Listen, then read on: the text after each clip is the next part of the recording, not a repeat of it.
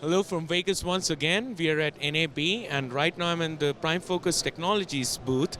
I'm speaking with Ramki, the CEO, a very dynamic company with a very dynamic leadership that over the years has talked about the need for a very seamless end-to-end workflow from a managed services perspective.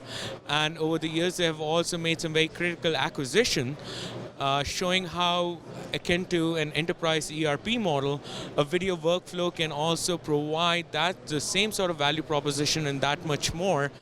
I think Mukul, I think the fundamental problem that we've always sort of listened to customers and sort of we see is this construct that there's an enormous amount of fragmentation within the enterprise on how they manage video.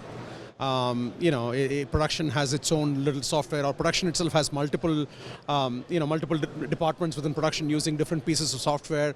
Promo has their own little bit, distribution has their own bit, and digital departments have their own. So we call this sort of phenomenon called islands of automation. And one of the things that we are solving for is these islands of automation in the modern digital next era is not helping, because those systems don't talk to each other, and you're talking about sort of real-time enterprises, and so the need for to kind of solve for those islands of automation is something that we've been sort of focused on right from the time we started the company about 8 years ago.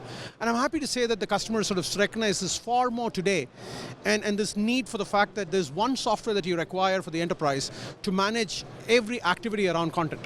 And I think that sort of really is what I think is far more resonating with customers. And I see this as sort of a very, very consistent evolving theme in the future. The fact that this one MAM, whether you're in production or whether you're in broadcast or whether you're in downstream distribution, is extremely attractive, because today all of those studios, whether it's a studio or a broadcast network, it's not about international distribution, which is just not TV syndication. It's about trying to deliver to Netflix.